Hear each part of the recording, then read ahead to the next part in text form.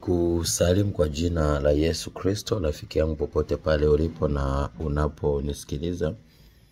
Mungu ametupa neema tujifunze, na kuna vitu ambavyo natamani tuvijue, tuvielewe, tuvifahamu ili tuweze kuenenda katika misingi itakayoweza kutusaidia.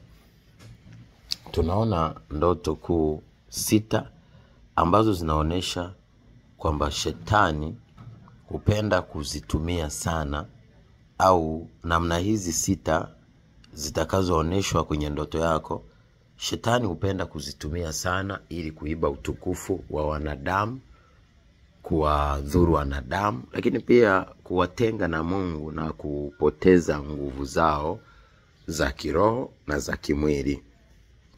Kwa hiyo namna hizi 6 si za kupoteza, lakini pia kudharau, kwa sababu zina nguvu kubwa ya kubadili maisha ya mwanadamu. Namna ya kwanza ni pale ambapo unaota kila wakati unafanya mapenzi ndotoni.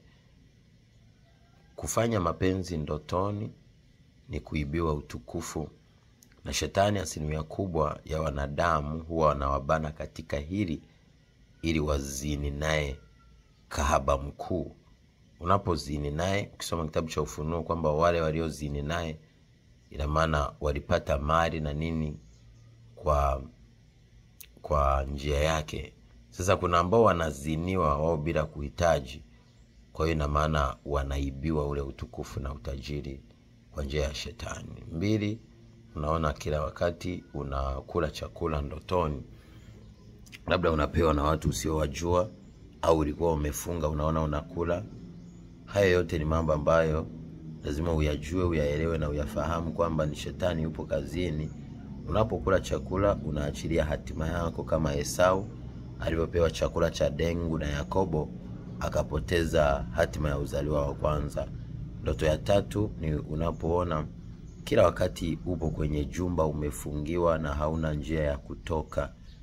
Hauna njia ya kutoka, na maana ni ishara kwamba unaenda kupotea, kuharibika na kuingia kwenye vifungo ambavyo kutoka itakuwa ni ngumu. Lakini mwisho kabisa unapoona unatembea njiani lakini unakosa mwelekeo na sehemu ya kuelekea, ya maana hiyo ni ishara ya wazi kwamba adui amekuweza kukupoteza kwa sababu umekosa mwelekeo katika maisha yako. Haya yote yanatufundisha ili tuweze kurudi kwenye misingi ya Mungu na kuacha kuishi maisha yasiyompendeza Mungu. Kama tunahitaji tumuone Bwana akitenda mambo makubwa kwenye maisha yetu. Mungu akubariki sana, Mungu akupe neema, Mungu akufundishe zaidi na uweze kukaa katika misingi inayompendeza na ili uweze kufanikiwa. Nawapenda sana. God bless you.